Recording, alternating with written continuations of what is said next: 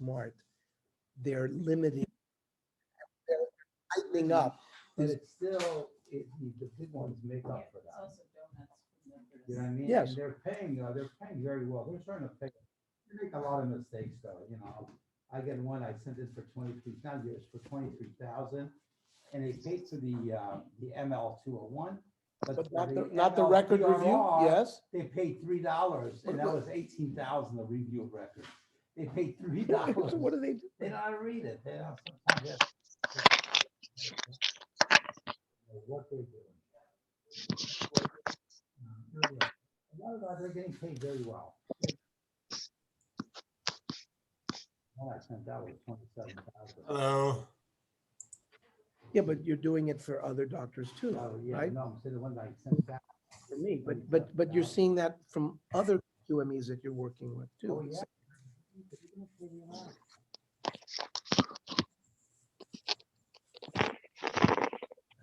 That's for the month. A month, usually gets about 180,000 a month. So there's some guy. For this month, it's already at 390. He said, you know, how are they gonna do it? How are they gonna exist? But he says also they're giving him less and less. But you know what? If you don't have Listen. enough records that you need, But less and less, you ask for more. that's crazy. It's unbelievable how nuts they are. Well, they're thinking that the record will be okay, but it's just gonna go back and forth a year from now.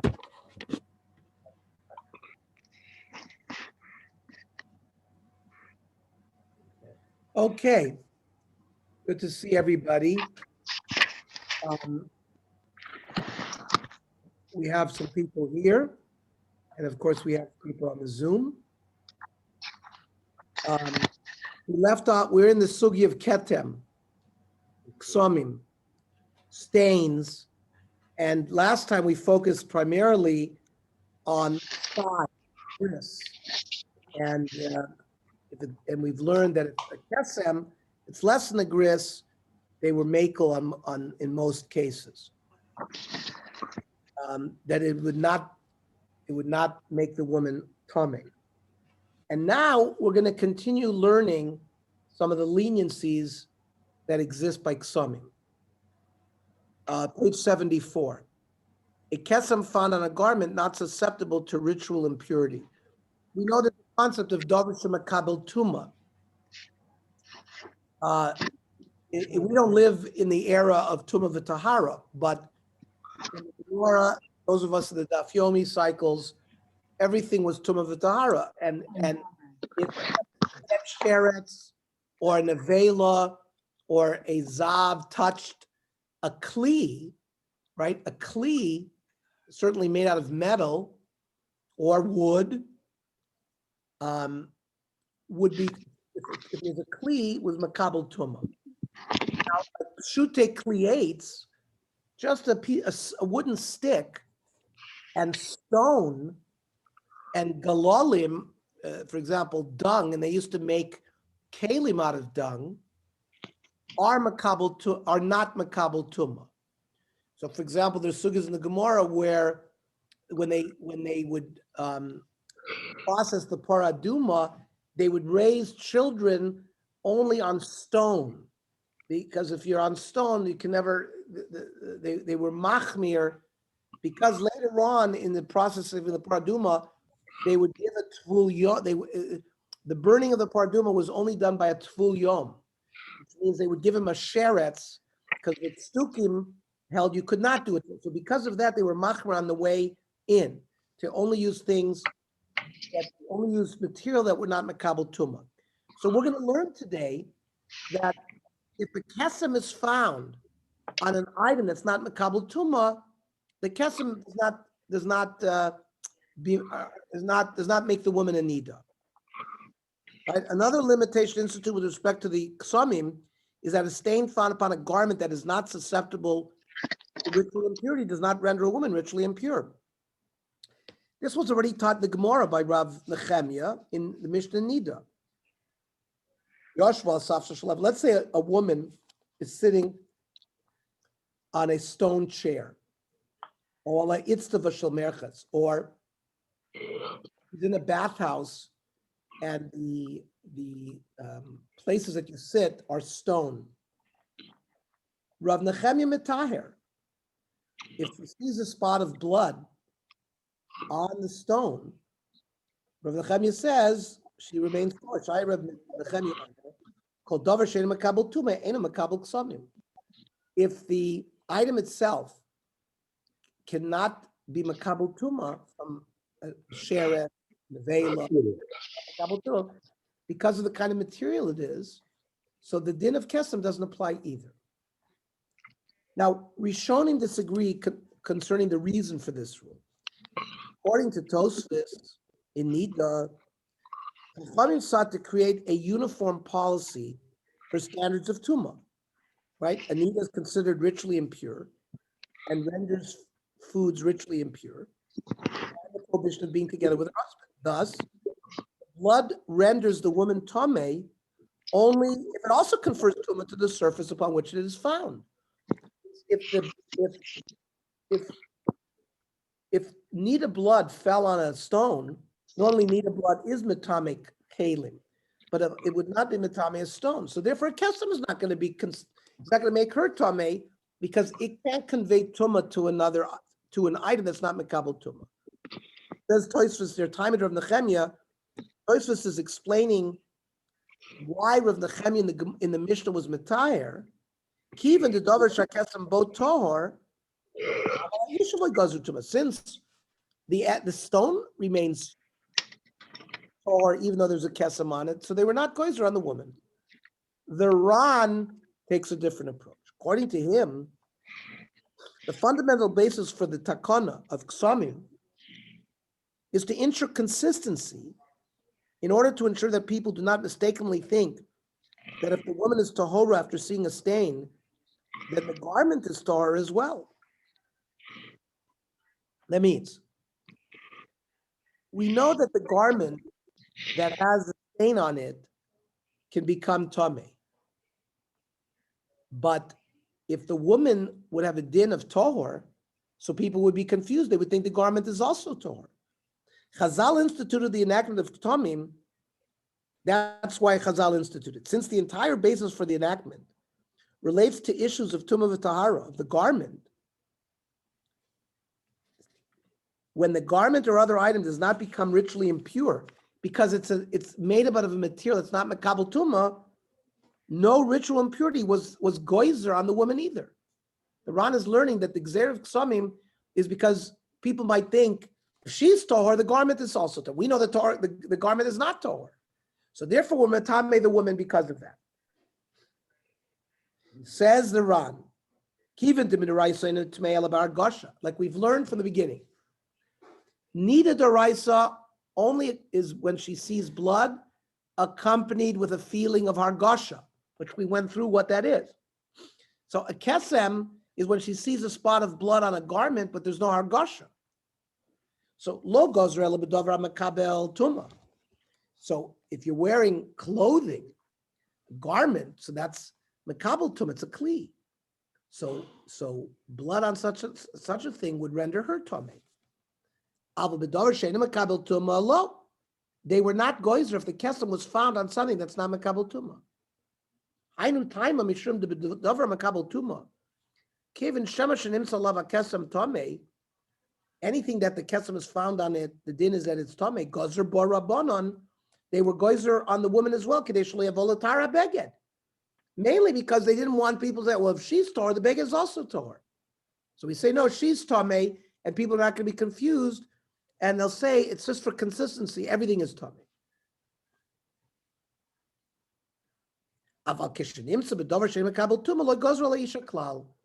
But if the kesem is found and said it's not makabel tumah, there's no gzeira on the woman that she's going to be tameh. So it's a very important yesod. Okay, so is paper considered makabel tumah or not? So this is going to be interesting because the technology of making paper has changed. Aside from clothing and examination cloths, so clothing we know is a kli. A bedika cloth is a kli. It's a garment that's been made specifically for that. So blood is normally found on clothing and bedika cloths. A woman is otherwise more likely to discover signs of discharged blood on a variety of paper hygienic products, toilet paper, tissue paper, right? She cleans herself after going to the bathroom and she finds blood on it.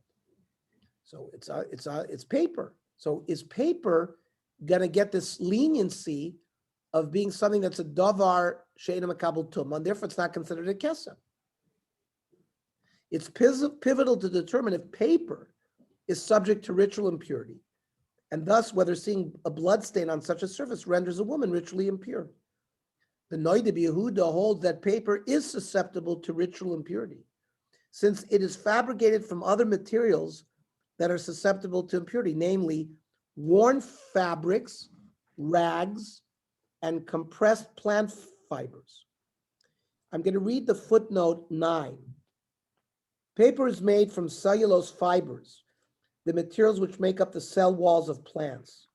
Until the end of the 18th century, which is when the Noda B'Yehuda lived, paper was handmade by artisans, and industrial machines for the mass production of paper were invented only in the early 19th century. When paper is handmade, it is produced from fibrous materials, as in scraps of woven material like shmatas and plant waste. The fibers are separated through either beating or scraping, after which the raw materials are immersed in water or other dissolvents. A mesh wire is immersed into the mixture, and this catches a thin substance.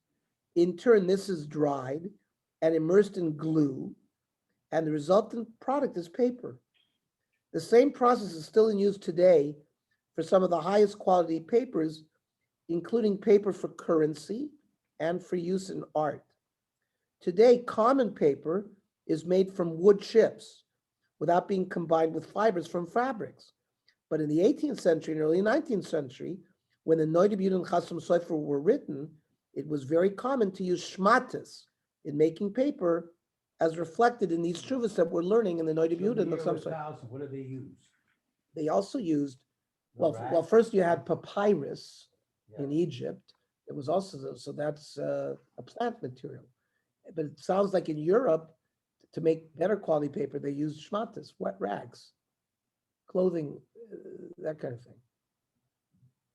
So the Noda B'Yehuda says like this: Isha shemotza kesem al niyar.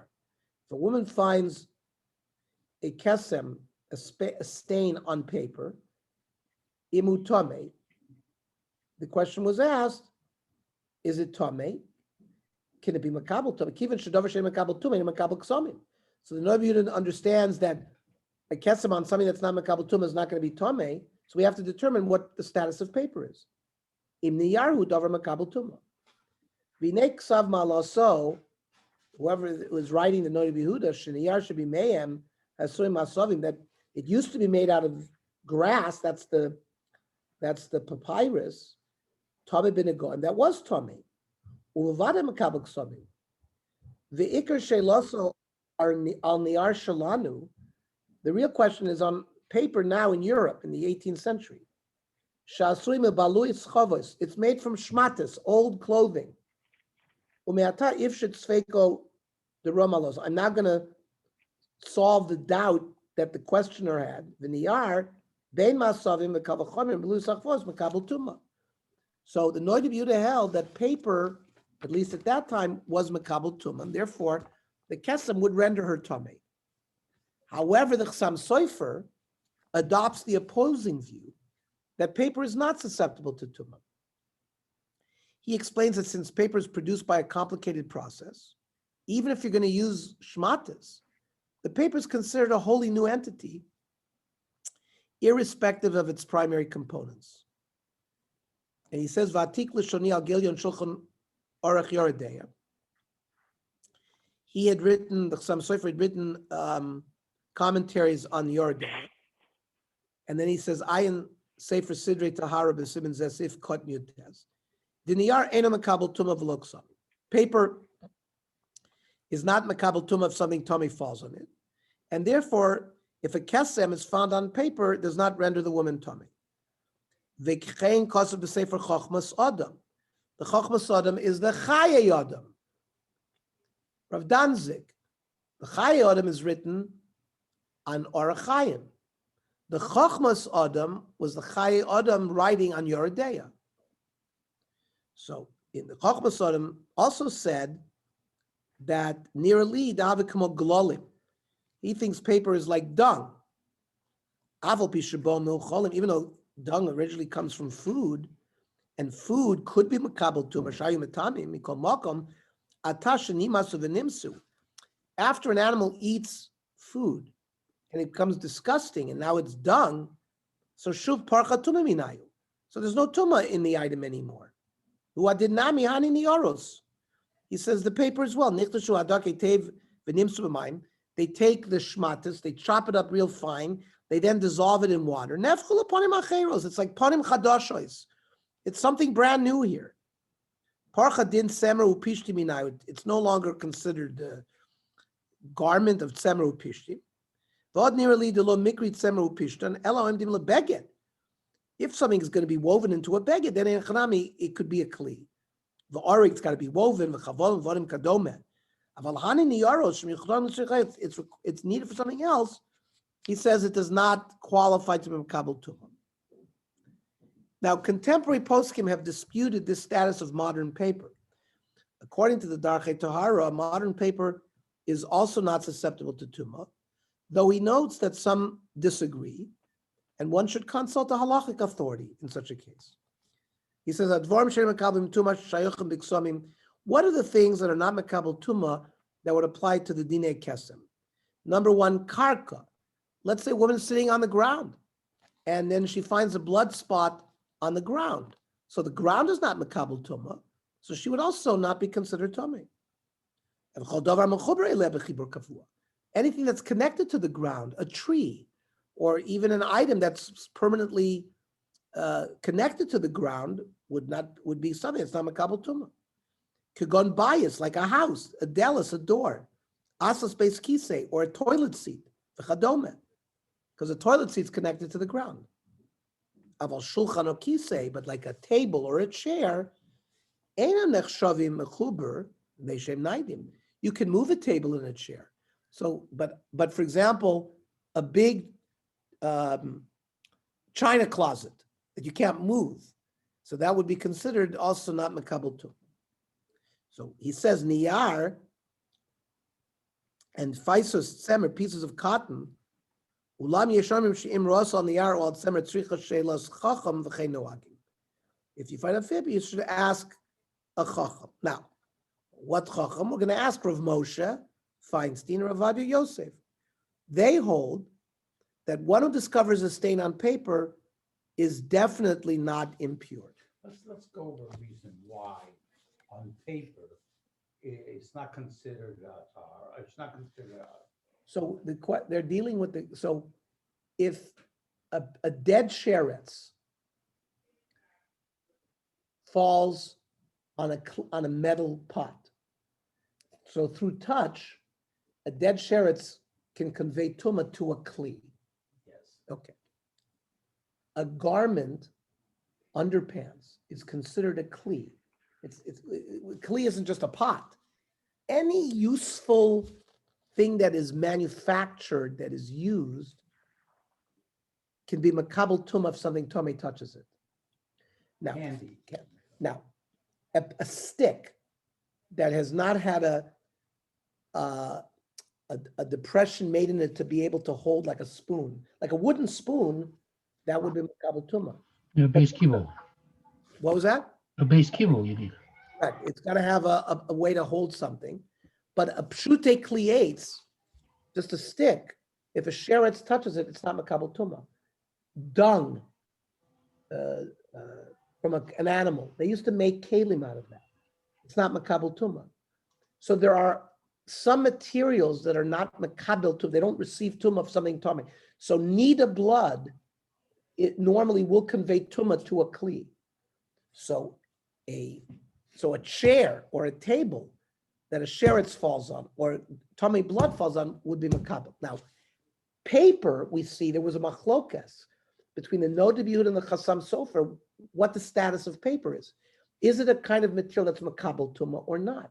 So the Nodeh B'Yehuda learned, since it's made out of shmatis, and shmatis were once a kli, paper is also a kli, and therefore it can convey tumah to it. The Chassam Sofer said no, since it goes through a whole processing, it gets melted, etc. A piece of paper is not a kli, and therefore it's not makabel tumah. Therefore, if a stain, a blood stain, is found on a piece of paper, and again, let's say toilet paper, or she's wearing a paper pad, and we've learned last week that if we find a kesem of a certain size, it's going to render her tomei, midrabanan, without hargasha. But now we're saying that if she's wearing paper and she finds a spot on the paper, since paper is something that's not makabel tumah, she will not become tomei. So this is a leniency of kesem. Right. So what we're afraid of is that there's a chair, then that's able to receive, that could be tumah. In other words, Yeah, a woman sits on and there. if she sees a spot, And therefore, and then what? And if someone else sits on that chair? no, we don't have today the dinim of tumah v'tahara. In the time of Chazal, that chair would have to go into a mikvah. The chair would be tameh. Right. How to undo the tumah is a different Right, but now. shear. Today, but we But still, what are we afraid of then? but we So still, what's the it's not a point? matter of afraid. It's a characteristic, it's a geder, it's a qualification in the din of kesem. If a stain is found on a material that is not makabel tumah, then it doesn't render the woman tameh. So if we said if she finds a spot on her thigh and it's bigger than a gris, she's tameh, she can't live with her husband, Yeah, even though she didn't have a hargasha. right. Okay, let's say she found it on her underwear. So underwear it's makabel tumah because it's a garment, it's a Right. kli. So therefore the din kesem will apply. Now we're saying if she spots on something that's not makabel tumah, like paper, so that's not going to render her tameh. Mhm. She's going to remain tahor. Even though the spot is large, no matter what. Very good. So Jerry asked, what about if the spot is large? So let's see. There's going to be leniency that even if the spot is larger than a gris and it's on paper, she's going to remain tahor. There's some poskim that will say no. We're going to learn. Let's go through it. Now, that's the concept now. And these questions that what we're learning in Yoreh De'ah now is the shilas that a Rav is going to ask when a woman comes to him with, it's not just the color. The Rav clarifies, where was this blood found? Was it found on a piece of paper? Was it found on a toilet seat? So now we've learned right now that a toilet seat is something that is connected to the ground. Since the toilet is connected to your house. So for example, if she finds a spot of blood on the floor, that would not render her a kesem. Same thing on a toilet seat. These are leniencies that the Rav is going to ask, where did you find the blood spot? Because where it was found is going to maybe allow the Rav to say, you are still tahor and you can still live with your husband. Okay. Any other questions regarding the clarification that we just went through? No. Okay.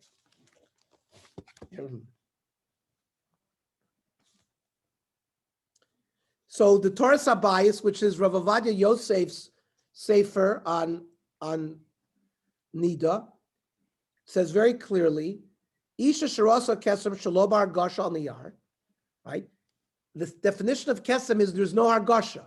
If she sees blood with Hargasha, with that sensation, she's Tameh Midoraisa. We're not talking about Hargasha. She finds a spot, but now she finds it on paper. Kigon Sheyoshva al Niyar. She sat on a piece of paper. And then when she stands up, she finds the spot of blood. That's interesting with the paper. Or she cleans herself with toilet paper from the outside.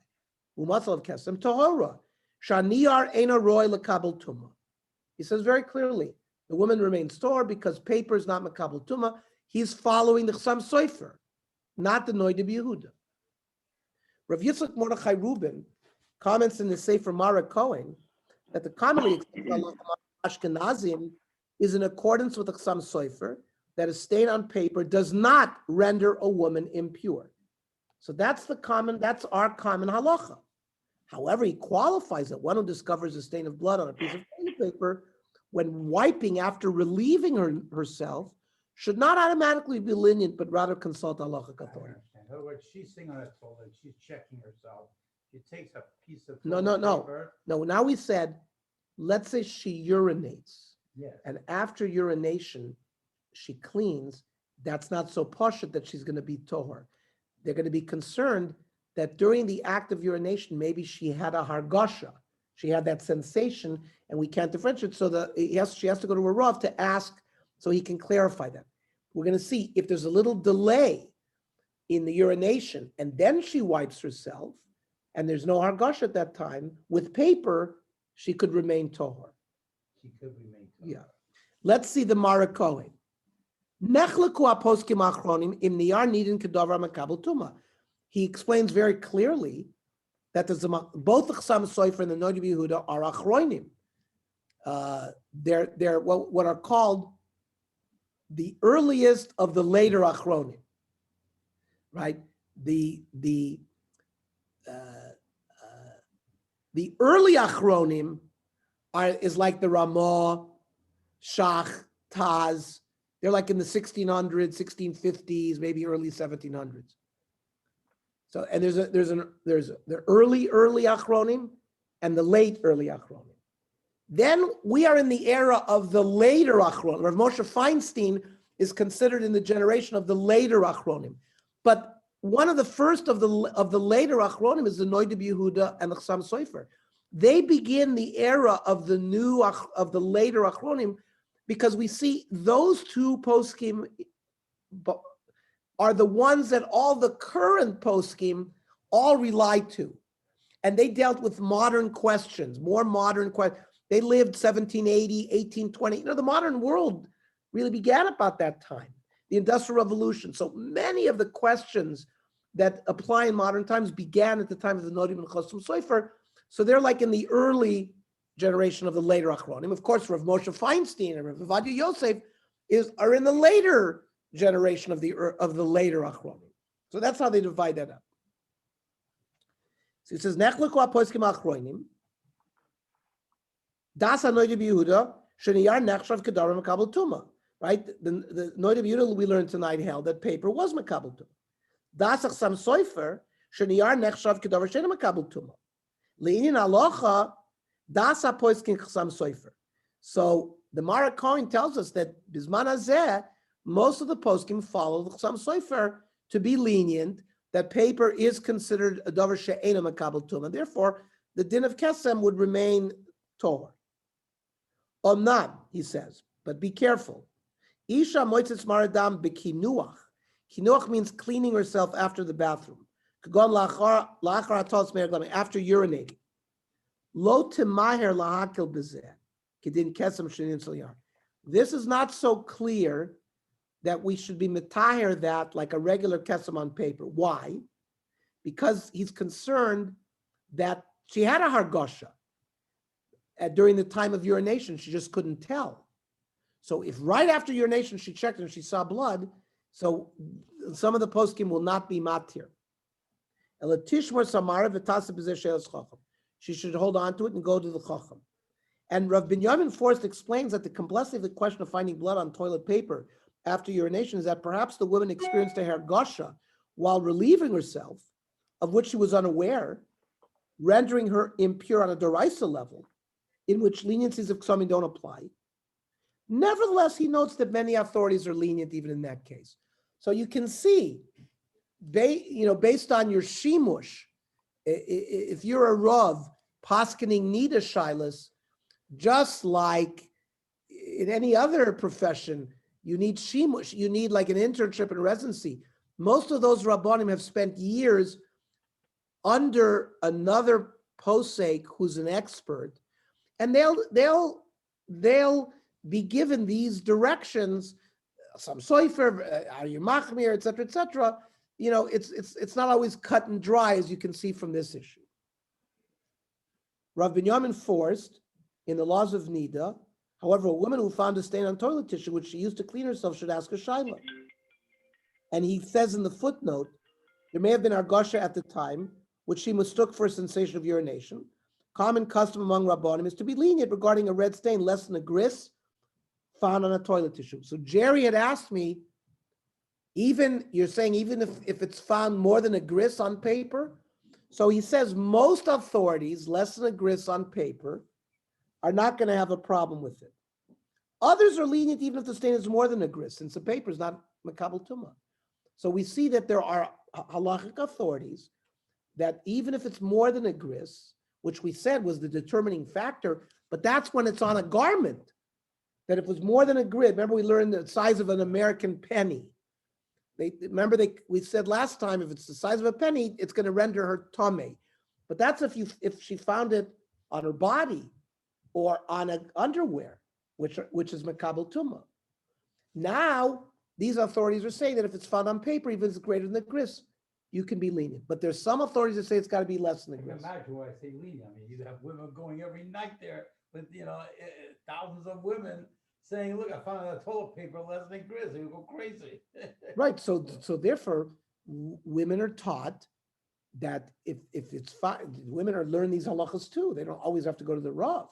If they know the halacha, that if it's less than a gris, they look at it, and if there's any question, they can go and ask the question.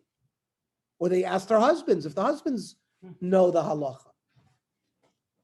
So one of the lenient authorities is Rav Moshe Feinstein, who explains that as long as she waited a short time before wiping herself, she may be lenient if the stain is less than a gris.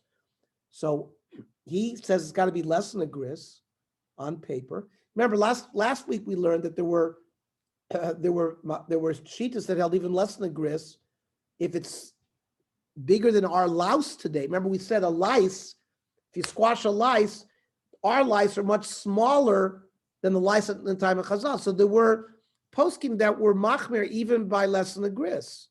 But Rav Moshe says if it's found on paper, less than a gris, you have nothing to worry about.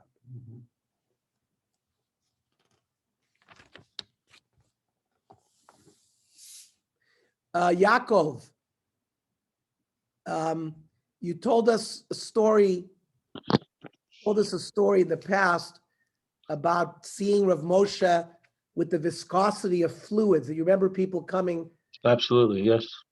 Do you remember any, did he share with the student any of these kind of issues, or what did this ever, do you remember this? No, I mean, what you saw is you would see people bring him, generally it was whatever they brought him, maybe it was underwear or paper in a bag, and he would take a quick look at it and take a good look at it and then say Torah Tameh, but he never elaborated, unless you were one of the students who were studying Maras, which was, as you have said, almost like an internship kind of experience. That you saw it if you were in the base medrash and you were close to him, but he never elaborated unless you were one of those designated from Maros. Okay. Which I was. Okay, very good. So let's see the Igros Moshe. The imlo mihara lekaneach. He says that if she didn't rush to clean herself with the toilet paper right after she urinated, that means she delayed a little bit. Let's say, for example, she sat until all the drips came out, and then v'kincha, then she cleaned herself u'matzadam, and v'lo hirgisha klum, and there's no hargasha at that time. Dina kekesem. He rules it's a kesem. And the lo shaykh lalach. So what? Kesem of what? I mean, it's a stain. No, meaning the concern with the urination was if she checked herself too quickly, the sensation of urination can mask the sensation of menstruating. So that's why he's saying if a woman sat for a while, and that's what the Rav would ask her, that you're bringing me a piece of paper with a stain on it. So he would ask her, well, when did you do it? Was it 10 seconds after you urinated and you didn't feel anything? So he would rule it as a kesem on a piece of paper, which was tohar, Jerry. Yeah, kesem is tohar. Kesem on paper, right? On paper. Because we can't say now, oh, she had a hargasha and it was during the urination, because she's checking herself after the urination. Darei b'shashin im tzadam kvar yatzu kol meraglayim. When she found the blood, all the urine had come out already. Shlachen varesh lo yagisha. So it's clearly there was no argasha then. Ve'metame like sheer gris v'od. That it's got, if it would be a sheer gris, even on paper, it sounds like he's going to be machmir there. Yeah. But if it's less than a gris, on paper, it's not going to be an issue. Now, Rav Tzvi Sobolovsky, who a lot of us know, because he's married to a Samit who grew up in the valley. And Rav Sobolovsky, in fact, used to come to Yavna and give series of shiurim. I myself, he had a series of 90 CDs on Hilchos Nida, and eventually he wrote it in his work, The Laws and Concepts of Nida, that there's significant room for leniency concerning this question. He's a Rosh Yeshiva at YU. Although some poskim are less inclined to be lenient regarding toilet paper, a lenient attitude towards this issue is legitimate and consistent with the rabbinical character of the decree of Ksamim. Remember, the whole din of Kesem is Rabbanon, which indicates a lenient approach to most issues in this area. What is the status of hygienic pads and cloths? On one hand, their status should be similar to paper. On the flip side, however, that since they are fashioned specifically to serve a particular function, it might be argued that they are susceptible to tumah more than paper. It's more like a kli. However, Rav Ovadia Yosef takes a lenient position in his Mishmeret HaTahara, which is a commentary on his Sefer Taras Habayis. Semer Geffen, like a cotton, Eina Makabel Tumah, is an item that's not Makabel Tumah. V'isha shemenichat Semer Geffen shatuach ala tachtonim. If a woman lays a piece of cotton in her underwear, neged osomokum, near her private part, kedei lispog afrasha shela, in order to absorb any discharge that comes from there, and then Ro'as olav kesem yoser miki gris, and then sees a stain without sensation, bigger than a gris, near a shehi tahora. So you see, Rav Ovadia was more lenient than Rav Moshe. He was matir even bigger than a gris on paper. Okay? Kedin roa kesem al davar shem makabel tumah. He says, since it's an item makabel tumah, it doesn't make a difference how big the gris is, how big the spot is. V'chein near lahakel. Now, b'masha nagos noshim rabos laseis latachtonim niyar av. Women put thick paper, like in order to absorb neged osamakum. Shem nimsa lav kesem yosem miki gris below argosha ha'isha tahora. Very clear how Rav Ovadia paskins. Rav Shlomo Zalman Auerbach also writes in a letter published in the journal Tzohar,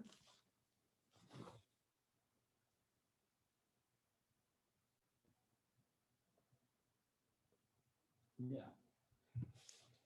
that a pad is not susceptible to tumah, even after it is placed in an undergarment. Because the pad is earmarked for later removal and disposal, it never loses its distinct identity and status vis-a-vis the undergarment. The undergarment is the kli, but not the pad.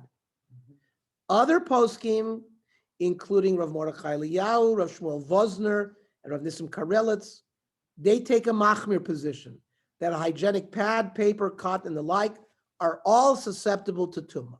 In their opinion, a woman who sees a blood stain on them that is larger than a gris would be tameh, period, stop, end of story.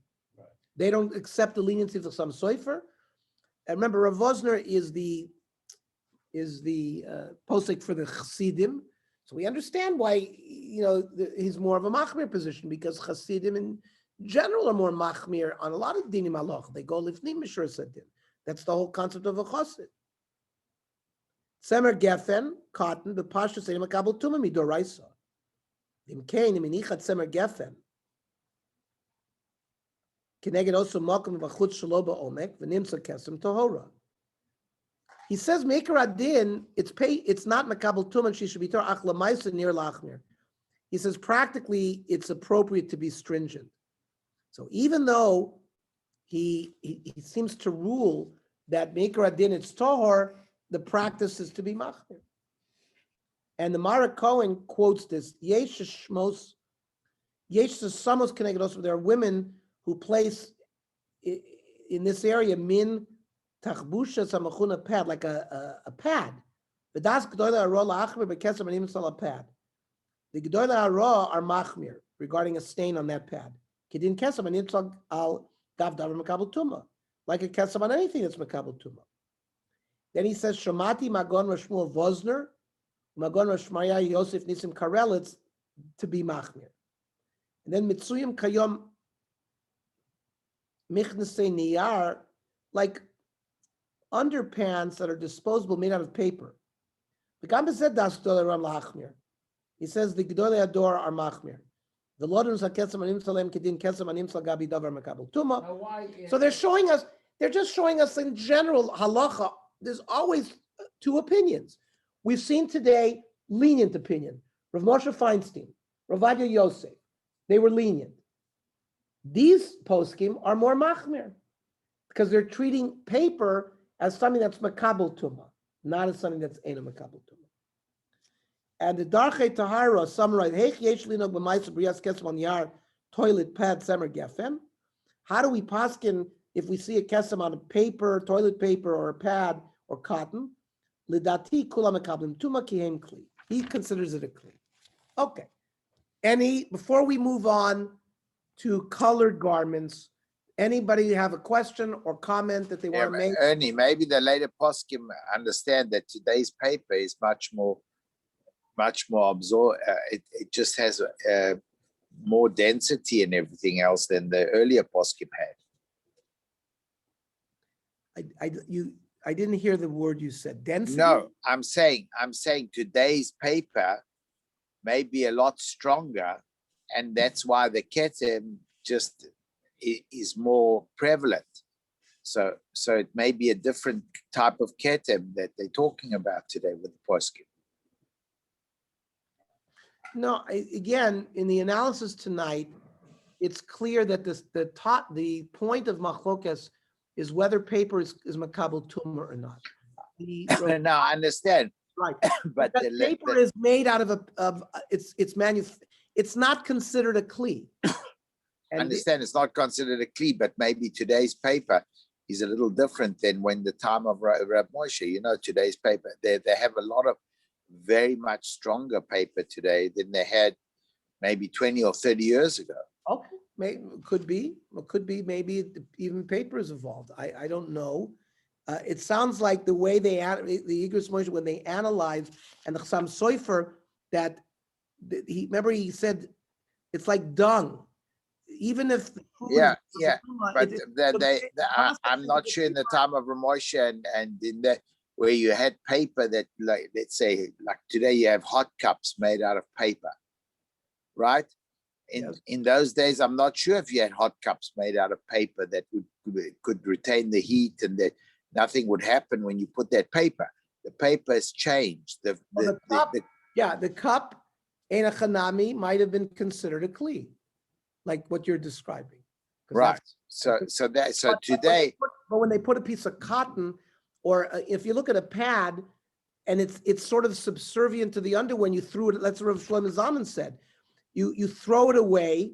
It's a one-time use, so that takes it away from a kli, and more in a category that it's not makabel tumah. Right. Yeah, but today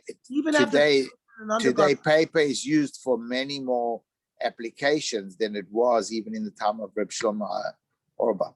Could be. It just but they didn't. You notice the Tzurba people do not bring anyone. I hear what you said. Yeah. Okay. Let's go to the other kula, a kesem on a colored garment. Another limitation on the institution of ksamim is that it does not apply to a stain found on a colored garment. That means if she's wearing a white underwear and she finds the stain and it's bigger than a gris, even though she has no hargasha, she's going to become tamei. But if she was wearing blue or black underwear, and the kesem is found on that color underwear, the kesem is not going to render her tamei. Rashi explains that the sugya in the Gemara Nida by Rav Nosson, that the stain can be verified as having a problematic reddish color only if it is located on a non-colored surface. So the Gemara Nida says like this: Torah Rabbanan, Beged Savua, a colored garment, Metame Mishum Kesem. If you find a stain, you can become tummy. But Rav Nosson Bar Yosef Oimer, Eina Metame Mishum Kesem. There is no din kesem if the stain of blood is found on a colored garment. Shalotiknu bigdei tzivorim liisha elahakel kismeim. Chazal recommended women to wear colored garments as a kula regarding kesem. And the Gemara asks, tiknu, what do you mean? My tikninu. What's the tak? Ela shalohutru bigdei tzivorim liisha elahakel kismeim. They permitted women to wear colored garments so they would have a leniency. I don't understand. Hutru michlal dasi. What kind of heter? Where do we see that it's prohibited? So Gemara says in Ditnan. We learn in the Mishnah. Bepul musar laspianis. When Vespasian, the general, came, and he eventually became the emperor to destroy Yerushalayim. So, and the Churban, the Rabbanan gozru ala Torres chasanim. When they went to a wedding, they used to put a crown on the groom in order to lessen the simcha. After the Churban, Chachamim were goyzer that you don't put crowns on a chassan anymore. The ala irus and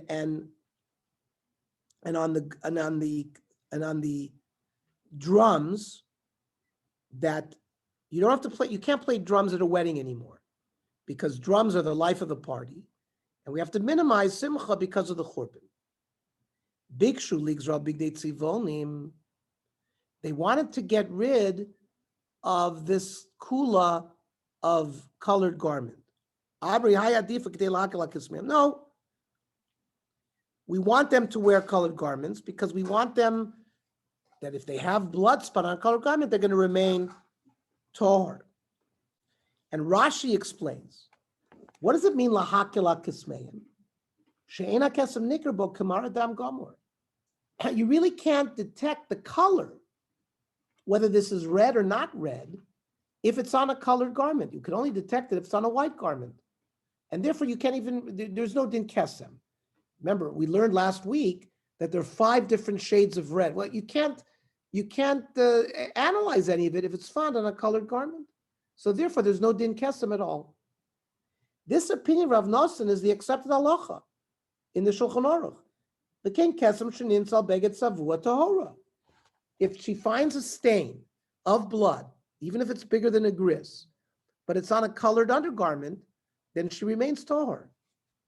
Based on this, the accepted practice is for married women to wear colored garments, undergarments during the times that they are not expecting their menstrual cycle.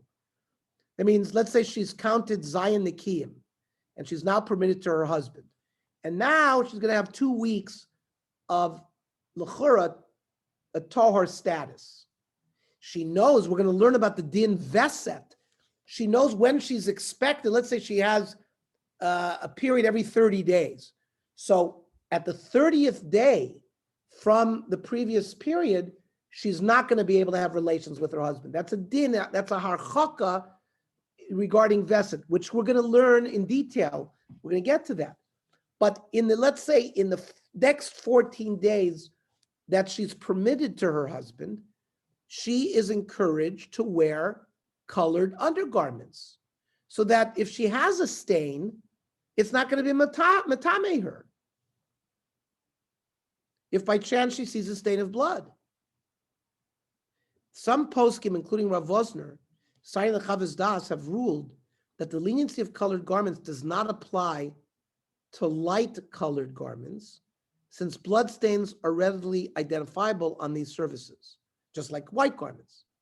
However, other poskim like the Rav Mordechai Eliyahu, the Rav Waldenberg, the Tzitz Eliezer, the Be'er Moshe, rule that even lightly colored garments have the status of a colored garment, and therefore the din kesem would be tohor. Says the Darchei Tahar Chachamim lo ygazu din kesem v'vogadim tzivonim. When Chazal made the takana of kesem, they did not do it if you're wearing colored undergarments. Ve'ein ze mishanim tzeva beged bohir. It doesn't mean whether if the color is light or dark, v'tzeva kesem K or lefet, and the kesem is darker or the opposite. Ela b'chol ofen. Anyway, if it's not a white garment, lo gazru tumas ksomim al beged savo. Colored garment, there's no din kesem. Omnam yesh machmirim. Ha'omrim she'en bevgadim atachtoim atzmurim leguf kula zu.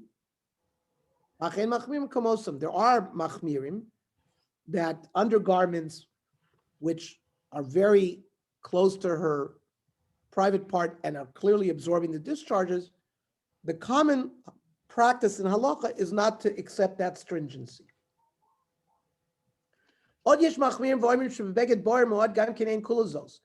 Some, like the Rav Vosner, say that even if it's, let's say, a light pink or very light blue, where you can see the stain, he says you don't have this kula.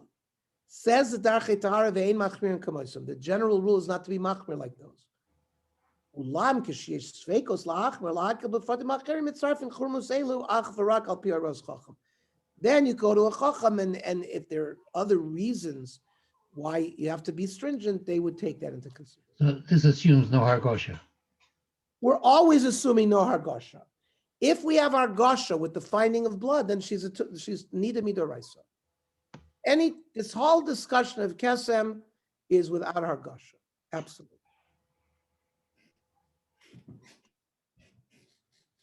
What about a partially covered garment? The issue, meaning part of the garment is white and part of the garment is colored, right? Like maybe polka dot or other designs where you see clearly some white areas and some colored areas. That's a very complicated issue. If a stain is spread over portions of colored fabric and white fabric, do we classify this as a colored garment? Now, if it's not, how do we measure the gris? Remember, if it's less than a gris, less than a penny, it's not tameh. It's got to be more than a gris for a kesem without hargasha to be metame the woman. Do we assess all portions of the garment or only the colored ones? The Pischei Tshuva cites a machlokas concerning this issue. According to Chavis Das, which is a commentary on the Shulchan Aruch, such a stain does generate tumah if its total size is greater than a gris. By contrast, the Me'il Tzedakah holds that the portion of the stain on the colored garment cannot be taken into account in calculating the size of a gris. Even so, he concedes that if the stain is spread over white portions that are separated by colored portions, the individual segments upon the white portions are to be combined in the calculation to an overall total of gris. This is so because the stain is ultimately viewed as one single stain. What they're saying here is, if you have a polka dot or white plus color, if you add up the size of the stain on all the white portions, you could be mitzvah if it's mitzvah to more than a gris, she would be tameh. Says the Pischei Tshuva, beged savua ayin b'tshuvas mil tzedakah, b'din kesem nimtzal beged menumer gvonim arbe, like a rainbow, like a striped garment, levonim white ushar tzvoim, v'lohaya kishir kesem al nimer lavan echad. There wasn't a gris on one area of white. Ela shahaya mechuber. They were adjacent. The over al gabi chelek atzavut sevet cheles. That means the white part was next to a blue part, and the stain extended. The yotza gav halavan shebetzido, and then eventually went to another piece of white. So think about it: piece of white, blue, white, and the stain extended from white to white. And if you measure the stain on both of the white pieces, it did reach a level of a gris. The one who asked the question had a doubt, is it tameh or not? Since there was a colored piece in between. And are the other, if there's, what if there's spots on the colored part? He says,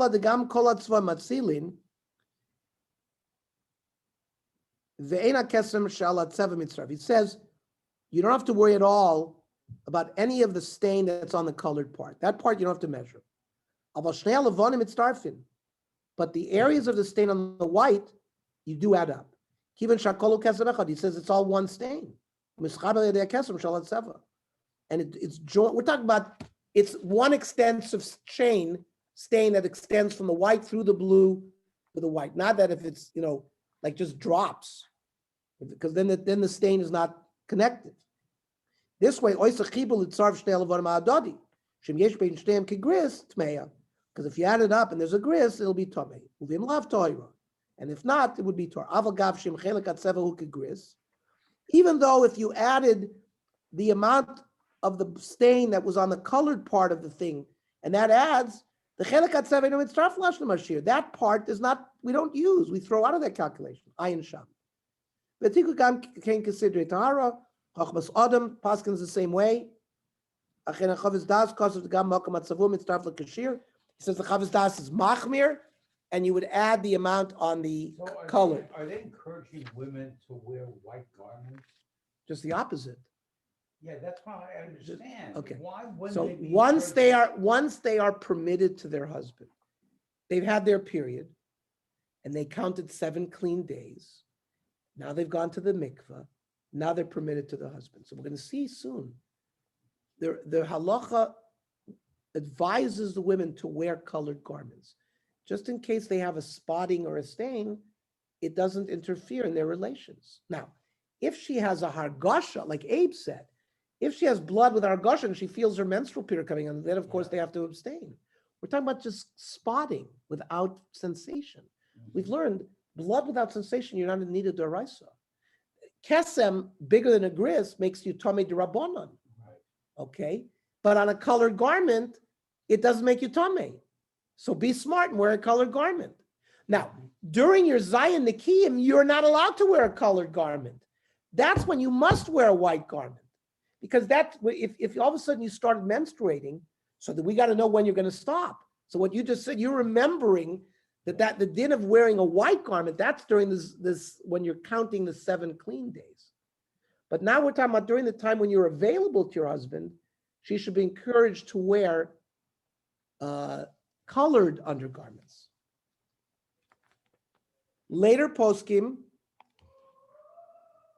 such as Rav Mordechai Eliyahu, favor the more lenient view of the male tzedakah. Kesem shenim tzal beged magvon b'tzvon milvan, it's white and colored. Uvechelek alavan en yoser mikigris me'at kesem, and on the white part, it's not bigger than a gris. Tohira. Often b'chelek atzavo yeshem shechak kesem. Even though if you look at the colored part, the stain extends there, and if you measured that all, it would be a gris. V'hu magdil el yoser mikigris b'chelek alavan. Im yesh yoser mikigris b'chelek alavan. He reiterates what we said before, that if you have 2 pieces of white and in between is colored and the stain extends, and if you measure and it's more than a gris on the white, then that's going to make her tamei. Okay. I think we've covered a very important and a significant piece today regarding the further extension of Kesem. We're going to finish this next week. We're going to talk about wearing the colored garments. Are you allowed to wear colored garments during your Zayin Nikiyim, like what Jerry asked? And what about when do you perform a bedika after you see a Kesem? And then we're going to go into all the laws of bedika, when she has to check with a cloth, et cetera, that we'll do next week.